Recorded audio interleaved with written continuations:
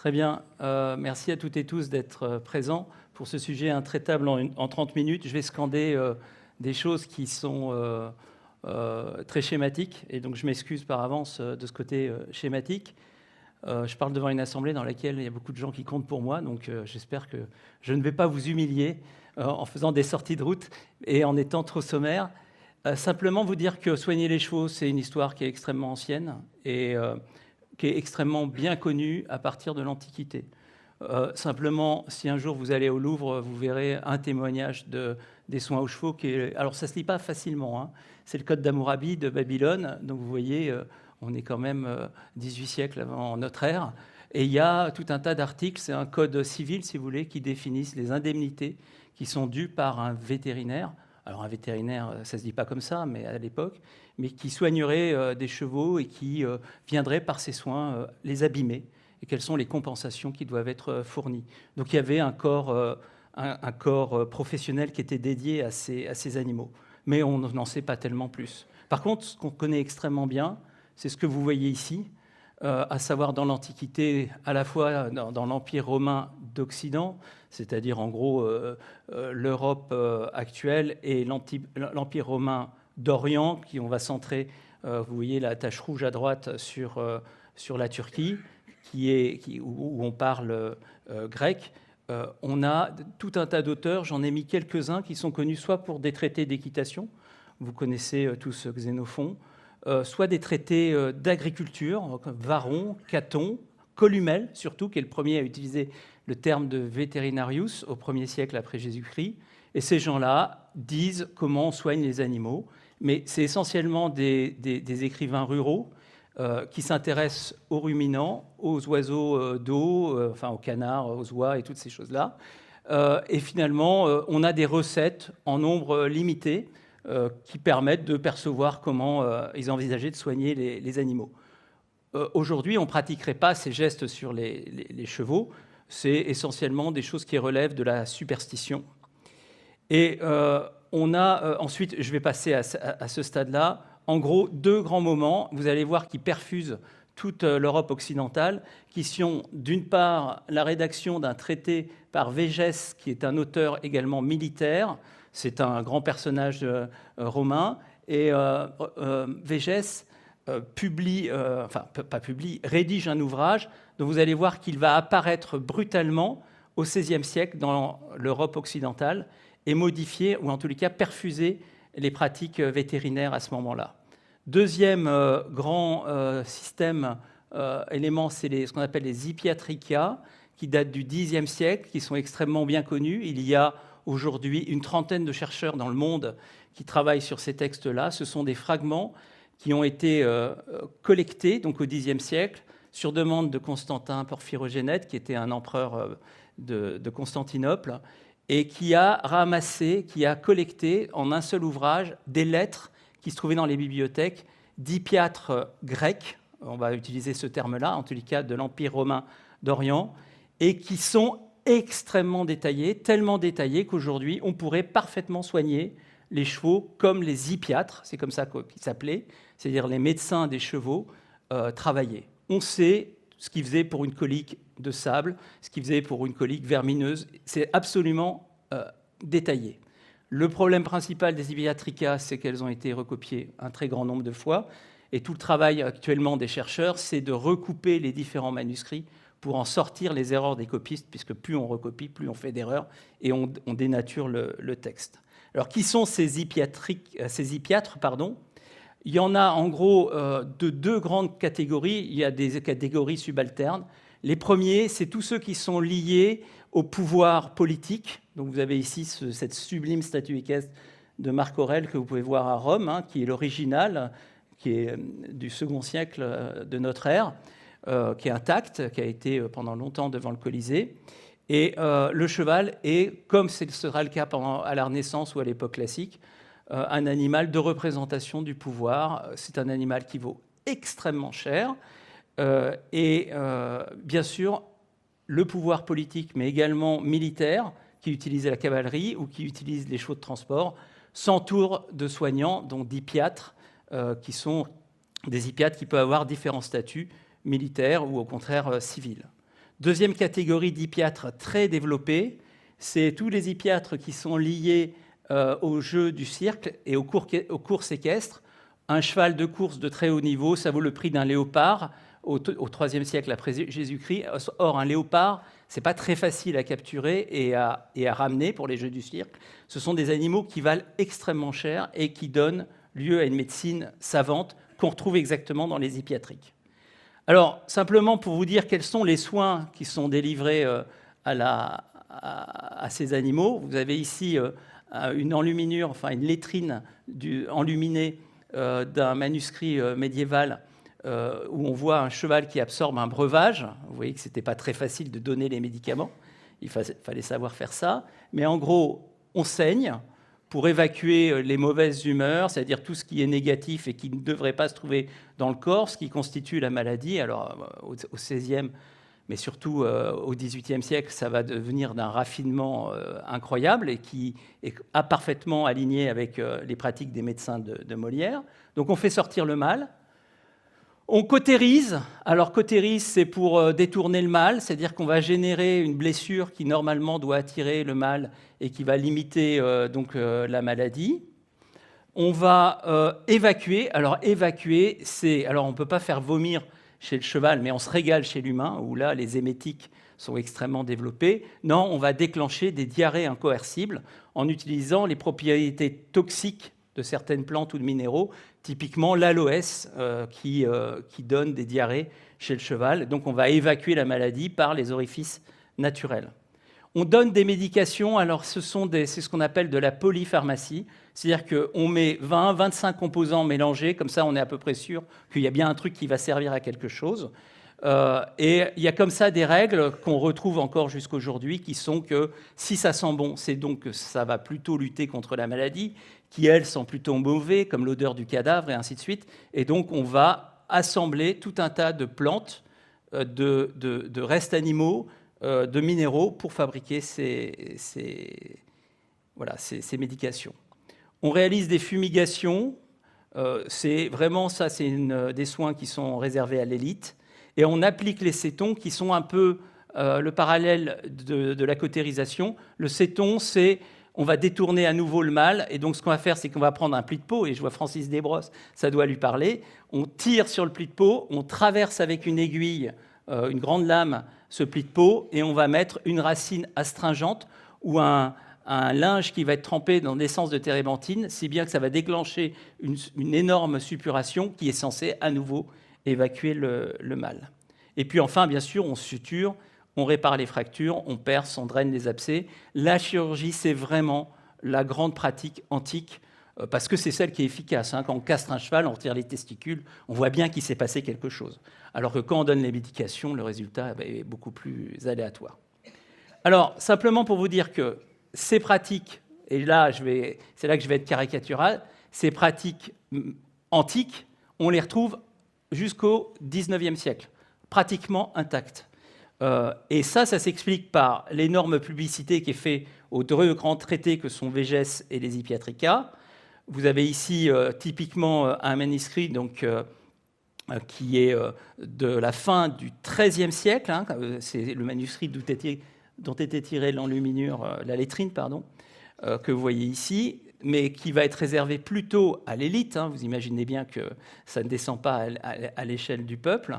Et on va avoir des grands auteurs médiévaux qui sont liés aux écuries nobiliaires. Je vous parlerai de Jordanus Rufus, qui est typiquement un maréchal de très haut rang, qui se trouve dans la cour de Frédéric II de Hohenstaufen, qui est empereur germanique. Cette édition que vous voyez de la Mulo de Medicina, donc là on est sur du manuscrit, donc quelque chose qui ne diffuse pas. La diffusion, elle date de la publication, et pour publier, il faut avoir l'imprimerie, donc il faut être en gros après 1450, pour faire simple. Et surtout au début, en 1450, on est plutôt sur des livres qui sont religieux, des Bibles, parce que ça coûte extrêmement cher et qu'il faut des écrits d'intérêt. Donc on va attendre un petit peu avant que les publications, les éditions des auteurs antiques apparaissent. Et vous avez ici pour Végès, donc les premières éditions, donc celle de 1528, qui est la première édition en langue latine, donc la langue d'origine. Et ensuite, on fait une traduction en français, donc en 1563, qui est une date centrale. C'est un éditeur qui va se mettre à publier tous les auteurs antiques. Et en 1563, on délivre tout le savoir de Végès.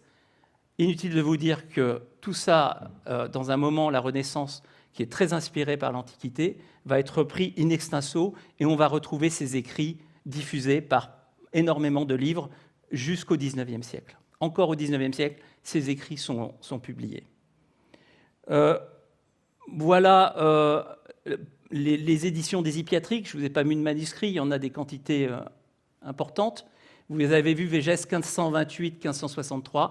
Voilà maintenant les Hippiatriques 1530, 2 ans plus tard, et 1563. Donc vous voyez que d'un seul coup, tout le savoir antique diffuse brutalement. Et il va être donc largement utilisé. En gros, ces écrits sont très similaires à ceux des auteurs médiévaux. Je vous ai mis ici les 2 grands noms de la littérature vétérinaire médiévale.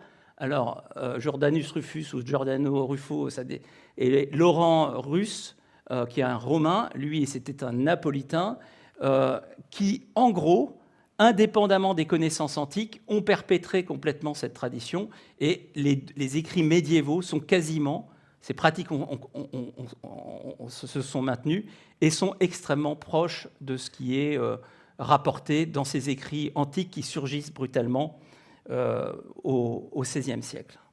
Alors, qu'est-ce que racontent ces écrits ? Tout, comment on soigne un cheval qui tousse, comment on soigne un cheval qui a une tendinite, quel fer on met. Alors, pas pour les auteurs antiques, mais pour les auteurs médiévaux, puisque la ferrure apparaît au Xe siècle. Je vous ai mis quelques images. Voilà ce qu'on appelle ouvrir des apostumes. Ouvrir des apostumes, c'est débrider des abcès, typiquement des abcès qui peuvent être farcineux, qui est une maladie cutanée qui donne des masses sous la peau. Et de la même façon que les antiques avaient été publiés, les médiévaux, donc par exemple vous avez ici Laurenti Rusi, donc qui est le Laurent Ruse, le romain, qui est publié donc en 1532, donc même avant les autres, et qui va permettre de diffuser cette fois-ci les écrits médiévaux. Donc on a vraiment au XVIe siècle l'arrivée de tous les écrits en bloc dans les connaissances occidentales. Quelques images de ces pratiques. Ça, c'est un manuscrit qui se trouve à la Bibliothèque nationale de France, qui est en espagnol et qui est du XVe siècle, qui est enluminé. Donc, vous avez ici un maréchal avec un cheval qui est soutenu, parce que vous voyez qu'il a une fracture, et on essaie de lui poser des attelles pour maintenir le canon. Vous avez ici une pratique qui a été mise en œuvre en France jusqu'à la Deuxième Guerre mondiale, qui est le parage au boutoir, c'est-à-dire que le rogne-pied anglais qu'on connaît, il a commencé à entrer en France au XIXe siècle, dans les écuries un peu mondaines de course, mais auparavant, et encore jusque dans les années 40, vous avez ici ces espèces de grands couteaux plats. Et vous voyez très bien j'arrive pas à aller dessus, mais vous voyez, ici, là, vous voyez un aide qui tient le sabot, et vous voyez cette espèce de boutoir qui vient retirer des copeaux. Et ça a été très utilisé au XIXe siècle, notamment dans les cavaleries des omnibus ou les cavaleries des grandes villes. Ça nécessitait un teneur de pied, là où le rogne-pied va permettre la ferrure à l'anglaise, et donc une personne qui à la fois tient le pied et retire des copeaux de corne. Une autre vue ici, de la même façon, de ce rogne-pied, de ce boutoir, qui pousse de la corde. Autre pratique, la saignée, avec ici des flammes extrêmement classiques que vous pouvez acheter pour 10 € sur eBay. Il y en a partout. Tout le monde avait ça dans la poche. Ça, c'est pour faire la saignée. Donc, vous voyez, il y a différentes tailles. Vous posez sur la jugulaire ou sur une autre veine la pointe, vous donnez un coup de marteau dessus, ça rentre brutalement dans le vaisseau, vous retirez, le sang jaillit, vous retirez 3 kg de sang, et tout est parfait. Et c'est exactement ce que vous voyez décrit au XVe siècle, ici, avec le bâton pour frapper, et vous voyez la flamme assaigner. Donc ça, la flamme à saigner, elle est utilisée jusqu'à ce qu'on ait le trocar. Le trocar, c'est une aiguille qui va permettre de faire sortir du sang. Le trocar est un problème, a été créé au XIXe siècle et était un énorme problème industriel parce que c'est un tube fermé, sans accroc, et techniquement, ce n'est pas facile à faire. Donc il a fallu industrialiser le processus pour que ça se développe. Ici, vous avez un lavement. Alors vraiment, le lavement, ça sert, on met les pieds du cheval en l'air, vous voyez ici, et puis après, avec une sorte de sac de peau rempli d'eau avec tout un tas de mélanges, eh bien, on pousse ça dans le rectum, et puis ensuite, eh bien, il faut se pousser.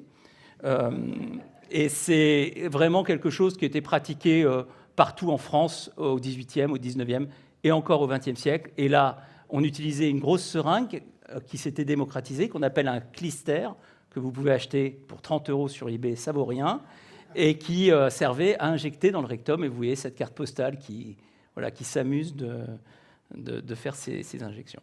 Alors, qu'est-ce qui finalement a fait que ces pratiques ont commencé à se transformer ? Le truc fondamental qu'on n'imagine pas, c'est l'invention de l'équitation. C'est-à-dire que, non pas que les gens ne montaient pas à cheval, évidemment, ce n'est pas le sujet, mais l'équitation, c'est le fait de dresser un cheval à faire des mouvements qui ne lui sont pas forcément naturels et à les réaliser dans un certain ordre, à un rythme, et à les répéter de façon la plus parfaite possible. C'est ça l'équitation dans la conception de la Renaissance. Et c'est lié au développement de la vie de cour, c'est lié au statut social du cheval, enfin, qui est compagnon de l'homme de pouvoir. Et on va avoir, donc, au moment de la Renaissance, au moment où tous les livres antiques paraissent, où les éditions des auteurs médiévaux apparaissent dans le domaine public, on va voir les premiers traités d'équitation. Vous avez ici un traité de Cesare Fiacci, traité de mer, vous voyez, le titre est là-haut, de 1578, qui, lui, va expliquer comment on fait un cheval, comment on le manipule, quels médicaments on peut lui donner et quelle figure on doit lui apprendre à faire. Et je vous ai mis ici quelques pages, voilà, où il explique la cabriole ici. Il y a un rythme qui est déterminé pour faire les mouvements, et c'est la théorisation d'un usage entre guillemets inutile du cheval. C'est pas l'usage de la chevalerie qui consiste à guerroyer et à aller droit et fort, mais c'est quelque chose qui se fait au contraire tout en finesse, normalement pas toujours, mais souvent en finesse, et qui est un élément de distinction dans la noblesse. L'art de l'équitation va devenir quelque chose de fondateur pour l'ensemble pour toute la noblesse européenne. Voilà, Jean-Marie Denoy est dans la salle, quelques fers de 1578. Il y en a plusieurs dizaines qui sont décrits avec leur usage. Ils ne sont pas si éloignés de ce qu'on connaît. On retrouve des fers qui sont toujours parfaitement décrits. La particularité de la ferrure de cette époque, c'est une ferrure très couverte, très large, si vous voulez, qui protège la sole, car à l'époque, on circule dans des chemins qui ne sont pas pavés, qui ne sont pas damés, et évidemment, il y a des contusions très importantes de la sole, et on cherche à les protéger. Je vous invite, dès que vous voyez une statue équestre ancienne, à regarder les fers, vous allez voir la chose. Bref, il faut que j'accélère parce que je suis déjà dans le rouge. Par la suite, cette équitation se développe. Vous avez ici Louis XIII réalisant des mouvements d'équitation. Évidemment, dès lors que vous avez des chevaux que vous formez, qui sont des chevaux déjà que vous faites venir de loin, potentiellement du Maghreb, voire de Turquie, voire de Syrie, pour les dresser, que vous y passez des années, ces chevaux ont une très grande valeur et il est hors de question de les laisser dans un état de souffrance ou de les perdre. Et ça va révolutionner la médecine vétérinaire, enfin générer une évolution de la médecine vétérinaire. Et les maréchaux que vous voyez ici représentés, donc les maréchaux qui étaient une corporation dans les villes et qui étaient des traditions familiales dans les campagnes, qui étaient des gens extrêmement rustiques. Vous voyez le boutoir qui est posé ici et qui, comme marque de leur savoir, accrochaient ici les fers ou les sols sur les murs, vont être non pas remplacés, mais challengés par les écuyers. Et les écuyers, ce sont des nobles, ce sont des gens savants, qui font partie de cette noblesse qui pratique l'équitation, qui a été éduquée dans les académies d'équitation. Et on va avoir des publications de traités qui vont devenir de plus en plus originaux. Par exemple, ici, vous avez une édition de 1618 du Carlo Ruini, qui comprend l'anatomie du cheval, c'est un livre sublime, et qui comprend, en deuxième partie, les hippiatriques. Donc on est sur un intermédiaire où on apporte de la connaissance anatomique, mais on maintient les connaissances antiques puisqu'on n'a pas des connaissances très nouvelles. En réalité, la première édition est de 1598, elle est un peu plus ancienne. Et vous avez là des planches anatomiques, certaines dessinées d'après nature, d'autres beaucoup moins, même s'il dit qu'elles sont dessinées d'après nature. Pas facile d'obtenir la dissection ainsi du système vasculaire. En plus, elle est fausse, il manque le cœur. Mais on ne va pas rentrer dans le détail de la raison pour laquelle il n'y a pas le cœur. C'est les veines, donc il n'y a pas de lien avec le cœur. Et vous avez ici un très proche de deux rois, Jean Hérouard, 1599. C'est une commande de Charles IX, et c'est le premier traité qui va étudier précisément les os, les reliefs des os, et qui va commencer à apporter des connaissances anatomiques. Donc on se détache complètement, il commence à se détacher des savoirs antiques. Mais les choses vont un peu évoluer au XVIIe siècle. Je vous ai mis un grand nom, Jacques de Soleil-Selle, 1664, Le Parfait Maréchal, c'est un livre absolument énorme, qui, lui, va essayer de mettre là-dedans beaucoup plus de science, mais de science qui nous paraîtrait complètement absconde, qui est une science qui est fondée sur la théorie des humeurs hippocratique et d'Aristote, et qui va proposer des médications aussi absurdes que les antiques, mais avec un raisonnement scientifique, entre guillemets, fondé sur la théorie des humeurs, c'est-à-dire que vous avez 4 humeurs qui circulent en fonction du jour, de la nuit, et c'est l'équilibre des 4 humeurs qui détermine l'état de santé, et si une humeur prédomine, alors vous avez la maladie correspondante, qu'il faut évacuer, en saignant, en purgeant, enfin vous voyez, toujours la même chose. Un autre auteur, 1666, 2 ans plus tard, Gervase Markham, grand auteur anglais, qui va publier en français, et qui va, de la même façon, faire sensiblement le même traité, en incluant plus de sciences. Voilà sa conception de l'anatomie, qui peut être aléatoire. Il n'est pas impossible que, par exemple, sur l'orientation des os, il aurait eu faux sur un oral d'anatomie, concrètement, parce que c'est bien empilé. On est même surpris qu'il ait pu représenter ça comme ça, parce que des chevaux, il en voyait quand même tous les jours. Mais voilà. Donc l'anatomie n'était pas le sujet, car la logique de traitement, elle n'est pas fondée sur un savoir objectif. Le principe, c'est simple, c'est que vous vivez un cheval, c'est un microcosme, comme un humain, c'est un mini-univers qui est placé dans l'univers général. Il est fait d'eau, d'air, de feu et d'eau, eau, air, feu. Bon, je ne sais plus. Il y a 4 éléments. Ouais, air. Et il y a ce cycle qui doit être, équilibré. Et dès qu'un déséquilibre se fait, eh bien à ce moment-là, il y a ce qu'on appelle une dyscrasie qui se met en place. Et typiquement, si vous lisez les œuvres d'Ambroise Paré, vous verrez toutes ces théories fondées sur les éléments, les humeurs, qui est une médecine savante qui est curieuse à lire, mais fort intéressante.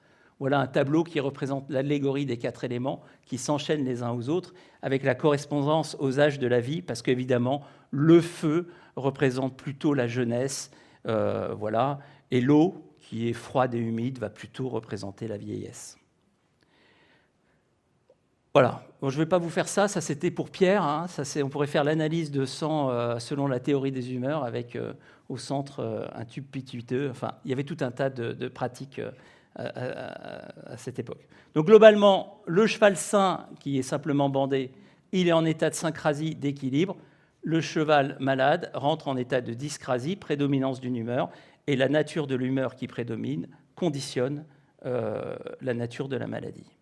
Et on a, de la même façon, les humeurs qui imprègnent la totalité de l'humanité. En fonction de l'aspect de la personne, on peut savoir quelle humeur prédomine. Et c'est également vrai chez les animaux. Typiquement, ici, vous avez un cheval B. Le cheval B, c'est le cheval parfait dans la pensée de la Renaissance et de l'époque classique. C'est l'animal qui est marqué par le feu, donc l'animal qui est vivant, qui est extrêmement dynamique. À l'inverse, le cheval blanc, alors celui-là, il est un petit peu expressif, mais le cheval blanc, c'est un cheval qui est marqué par la pituite, c'est-à-dire le liquide cérébrospinal, quelque chose de froid et d'humide. C'est un animal qui est flegmatique, si on utilise ce terme, car la pituite, c'est le flegme. Donc c'est un animal qui n'est pas intéressant, qui est mou, qui ne bouge pas beaucoup. En intermédiaire, l'alezan, alors lui, on ne l'aime pas du tout, parce que l'alezan, il est marqué d'une couleur qui est marron, qui rappelle dans l'esprit des anciens la bile. On appelle ça un cheval bilieux. La bile, son autre nom, c'est la colère. C'est un cheval colérique, c'est un cheval pas fiable. Et alors celui-là, il est abominable pour les hippiatres anciens, parce que vous voyez, il a des balsanes, donc il a de la pituite qui lui a coulé dans les pieds. Et si malheureusement il avait la corne blanche, alors vraiment, il ne vaut rien. Et ça, c'est vraiment des conceptions qu'on retrouve encore dans certaines conceptions actuelles, qui sont liées à cette théorie des humeurs qui nous ont marqués. Et puis enfin, le cheval qu'on appelle mélancolique, atrabilaire, qui est gris, le cheval des officiers, le cheval de Napoléon, qui est toujours intéressant parce que c'est un cheval calme, qui est posé et qui ne va pas se dérober. Voilà. Quant au traitement, c'est les mêmes. Il faut que je me dépêche. C'est les mêmes. Il n'y a aucune différence par rapport aux auteurs antiques. On donne des médications de façon un petit peu plus réfléchie. Mais alors, vous voyez, par exemple, ça, c'est de l'écorce de saule du 19e siècle. C'est une matière médicale. C'est une collection de matières médicales, donc de produits bruts. Le saule blanc qui vit avec les racines dans l'eau froide des rivières. Et donc, l'eau froid et humide va combattre le contraire qui est chaud et sec. Qu'est-ce qui est chaud et sec? La fièvre. Donc, on va traiter avec des écorces de saule blanc. Plus tard, c'est rigolo, on va découvrir les composants qui vont permettre de dériver vers l'aspirine. Mais quand vous allez sur Internet, vous avez toujours marqué des choses assez récentes. Arbre grandissant les pieds dans l'eau, le saule blanc soulage les maladies déclenchées par l'humidité. Donc on n'a pas du tout bougé, on est toujours là-dessus. Ça nous a profondément marqué, cette aventure. Allez, je vais passer vite. De l'écuyer au vétérinaire vers une nouvelle profession. Les vétérinaires, ils viennent de la volonté de plein de monde, mais notamment de cet homme-là, qui était écuyer. Et vétérinaire, on va faire un pas de plus. On va plus s'intéresser au cheval, on va s'intéresser aux animaux de la ferme. Parce que vétérinaire, ça vient de Veterinarius de Columel au 1er siècle, c'est celui qui soigne les animaux qui vieillissent. Vétéran. Donc celui qui soigne les animaux qui vieillissent, c'est... qu'est-ce qui vieillit? Typiquement le bœuf de travail. Et donc, vétérinaire, ça se rapporte aux animaux de l'agriculture. Je vais passer en vitesse sur les écrits de ce monsieur, qui vont être nombreux, notamment dans le domaine de l'hippiatrie. Voilà, je vais passer vite. Et donc, pour finir, pour conclure, c'est à quel moment, finalement, on peut dire qu'on est passé des conceptions antiques qu'on a traînées, parce qu'au moment de la création des écoles vétérinaires, les vétérinaires, ils vous diront « Ah non, mais ça a tout changé. Hein. » En réalité, ça n'a strictement rien changé. Et les choses ont commencé à évoluer au XXe siècle. Qu'est-ce qui a fait qu'à un moment, on est passé des pratiques antiques, qui avaient été modifiées par la pensée classique, à quel moment est-ce qu'on va passer à la médecine vétérinaire, entre guillemets, d'aujourd'hui? La première chose, c'est qu'il a fallu avoir des médicaments. Parce qu'avant, il n'y a pas de médicaments. Il y a des ensembles de plantes qu'on va donner, ou de minéraux qu'on va donner en fonction de leur action supposée. Donc, je vous ai parlé du saule blanc. Il est froid et humide, donc on le donne dans le cas de la fièvre. Il va falloir les extraire. Alors, les extraire, ça veut dire, par exemple, sur des végétaux, trouver le moyen d'obtenir le composant. Il va falloir les injecter dans le corps. C'est un truc, on est tous passés à côté de ce sujet. Mais tant qu'on donne par la bouche, on ne peut pas s'en sortir. D'abord parce que c'est difficile, que les chevaux ne sont pas forcément coopératifs, que plus ils vont être grands, plus ça va devenir compliqué, et que surtout, déjà au XVIIe siècle, soigner un cheval, il faut donner 6 fois la dose d'un humain. Quand on sait que la majeure partie du peuple ne peut pas se soigner, ne peut pas avoir accès à des médicaments, à des produits, vous imaginez que 6 fois, ça réserve les traitements uniquement aux chevaux d'élite. Donc il va falloir les injecter dans le corps. Et l'intérêt de les injecter dans le corps, c'est qu'on va avoir, avec une petite dose d'un produit actif, c'est-à-dire pas l'ensemble, un résultat spectaculaire. On va inventer la vaccination, qui est une étape fondamentale parce qu'elle va prévenir des maladies infectieuses, et on va synthétiser des nouvelles molécules. Alors on regarde ça rapidement. Voilà, typiquement, ici, je ne sais pas ce que j'ai voulu vous montrer, mais ça, c'est l'extraction. Donc c'est de l'atropine en poudre qui a été extraite. Il est évident que quand vous donnez de la belladone, c'est assez compliqué, d'ailleurs c'est très indigeste, alors que quand vous donnez la poudre, déjà ça vous permet d'avoir une plus petite quantité, donc de la faire ingérer, mais surtout quand on va être capable de l'injecter, l'effet va être totalement spectaculaire. Donc ça, c'est l'isolement d'une substance active. Et vraiment, les dates, c'est après le Premier Empire que vont se développer toutes les extractions des alcaloïdes, notamment, aussi bien en France, je vous ai pris un exemple en France et un exemple en Angleterre, et vous avez ici un bouquin de François Magendie qui est extraordinaire parce qu'il répertorie chaque alcaloïde de chaque plante et les effets qui sont produits avec les doses. Parce que donner un médicament, c'est avoir un principe actif, savoir à quoi il sert, connaître la quantité à injecter et ensuite le nombre de fois où on doit le répéter. La capacité à injecter dans le corps, c'est très très compliqué d'imaginer qu'on va injecter dans le corps. Ça commence tout à fait à la fin du XVIIIe siècle, et je vais bientôt m'arrêter, du XVIIIe siècle, avec Erik Viborg, qui est un vétérinaire danois, qui va avoir l'idée saugrenue d'injecter dans la veine, dans le courant sanguin, des extraits de vérâtre. Et le vérâtre blanc a une propriété, c'est que la substance active entraîne des diarrhées extrêmement profuses. Et il va réussir, en faisant des phlébotomies, c'est-à-dire des saignées, à ouvrir la veine et à pousser dedans des extraits de vérâtre. Et là, ça déclenche des diarrhées incroyables. Et il va dire finalement, avec une toute petite quantité de cet extrait qui vient de la plante, et non pas en donnant le vérâtre, cette plante directement, on a des effets importants. Deuxième publication que j'ai choisi de vous mettre, effet produit par l'injection de l'opium dans les veines du cheval, 1825, même chose par phlébotomie. L'opium, ça coûte une fortune, et concrètement, une très petite quantité d'opium va déclencher par voie veineuse des résultats très importants. J'ai presque fini. Alors, à partir des années 1850, on va essayer quand même de réduire, d'utiliser les principes actifs qui ont été décrits notamment par Magendie, par les physiologistes. Alors, vous avez ici deux exemples, un exemple allemand de la même année et un exemple français, Bourdon et Édouard Hering. Donc, comment est-ce qu'on fait une injection intraveineuse? On coupe la veine avec la flamme, on descend un petit entonnoir qui peut être en bois ou qui peut être en métal, on verse la solution dans le courant sanguin, ça déborde un petit peu partout, puis on retire, et puis quand on veut on suture, et quand on revient le lendemain, le cheval n'est pas d'accord. Et le surlendemain, encore moins. Donc globalement, l'injection, on a des preuves de concept, mais on ne sait pas trop la faire. Et finalement, l'invention de l'injection, elle a lieu à l'école vétérinaire de Lyon. Je ne crois pas qu'il y ait un vétérinaire de Lyon qui le sache. Et vous avez ici le compte-rendu de 1853.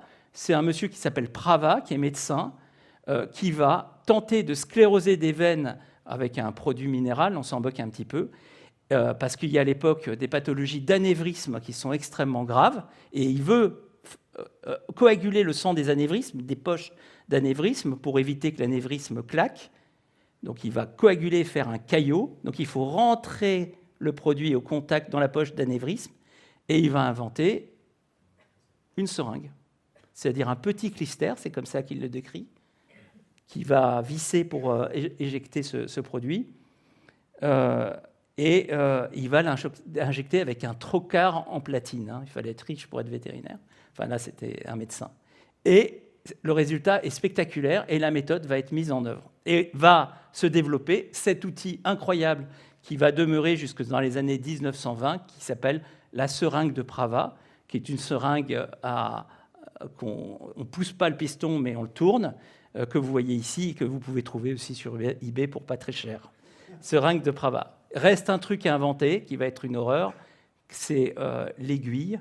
L'aiguille est un énorme problème technologique, parce que soit vous prenez une petite lame de métal, vous la roulez sur elle-même et vous soudez, mais alors ça fait super mal quand ça rentre dans la veine.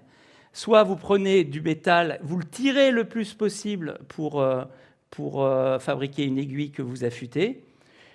Globalement, on s'en sortira qu'avec l'industrialisation à la fin du XIXe siècle de ce façonnage. On utilise avant un trocard, c'est-à-dire une aiguille creuse dans laquelle se trouve un mandrin qui l'affermit, qui lui donne de la rigidité. La vaccination, je ne vais pas vous en parler, vous connaissez par cœur. Et puis enfin, ce qui va vraiment isoler les vétérinaires du reste des soignants, de ce qu'on appelle à l'époque les empiriques, c'est concrètement l'arrivée de la chimie organique. Alors ça, c'est vraiment une révolution. Au XIXe siècle, il y a par exemple un produit qu'on adore, qui est l'arsenic. Je ne vais pas rentrer dans le détail, mais l'arsenic, ça sert à tout. Ça sert au traitement de l'emphysème du cheval, ça sert également au traitement des pathologies cardiaques. C'est formidable. Et l'arsenic, à la fin du XIXe siècle, va être combiné avec un benzène, ce qui va donner des produits qu'on appelle arsénico-benzéniques. C'est comme ça qu'on les appelle, cette famille, qui comprend des centaines de molécules. Et ces molécules vont se révéler en injection intraveineuse d'une efficacité spectaculaire dans le traitement des infections chez le cheval, notamment d'une pathologie qui va se développer durant la guerre de 14-18, qui est la grippe équine. Et là, ce produit donne des résultats absolument spectaculaires avec des animaux qui, et Francis Desbrosses est parti, mais il aurait pu en témoigner, vont réagir très bien et se sentir beaucoup mieux. Ici, pour vous donner cet exemple concret, vous voyez là-haut, c'est une caisse de vétérinaire allemand qui se trouvait en Normandie et qui a fui au moment du débarquement. Et cette caisse m'est arrivée au musée Fragonard, et vous avez dedans les flacons de Salvarsan, qui est ce produit qui a été utilisé jusque dans les années 70 pour le traitement des chevaux. Là, je vous ai donné un exemple de produits, et les arsenico-benzéniques, il y en a plusieurs qui avaient des indications différentes, mais on pourrait rajouter derrière les sulfamides, et puis plus tard, ce n'est pas de la chimie organique, mais bien sûr les antibiotiques. Donc globalement, s'il faut retenir une idée, c'est que globalement, d'abord le cheval, il a été traité comme l'homme, mais avec une dose qui est plus importante. C'est assez simple à dire, mais c'est la réalité. Il y a une superposition des traités humains, des traités liés à l'homme et des traités liés au cheval. Deuxième chose, comme c'est un petit cheval, l'homme, enfin, ou qu'un cheval est un grand homme, on donne 6 fois la dose avec des mêmes produits. Une constance totale des pratiques entre l'Antiquité et jusqu'au XXe siècle, et vraiment des vétérinaires qui vont devenir efficaces dès lors qu'il va y avoir des médicaments et que ces médicaments sont injectables.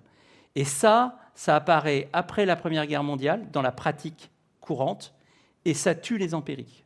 En 1938, parce que les empiriques, qui sont les anciens maréchaux qui vivent encore aux côtés des vétérinaires, les empiriques, donc qui sont les maréchaux, tous ceux qui travaillent dans les campagnes comme dans les villes, ces empiriques ne vont pas avoir accès à ces médicaments. Et donc, ils se trouvent restreints à ce moment-là uniquement à la chirurgie grossière, qui est en gros la castration, et vous connaissez les termes de Hongreur. Et ça ne va plus représenter un marché suffisant pour eux. Le développement des prophylaxies et d'identification des maladies contagieuses chez les bovins vont être donnés aux vétérinaires, et concrètement, on va concrétiser en accord avec les empiriques. Les vétérinaires vont concrétiser avec les empiriques en 1938 la disparition des empiriques. Et les derniers empiriques disparaissent quand, vous savez, concrètement? En 1938, ceux qui exercent ou qui sont en formation peuvent continuer d'exercer jusqu'à leur retraite. Donc les derniers empiriques qui vont cesser d'exercer au début des années 80. Mais il y a donc eu, entre 1766, création des écoles vétérinaires, et 1980, cohabitation de 2 catégories professionnelles, avec disparition du fait de développement du médicament et du contrôle des maladies contagieuses de cette catégorie ancestrale qui étaient les maréchaux au début des années 80. Voilà. Trop long.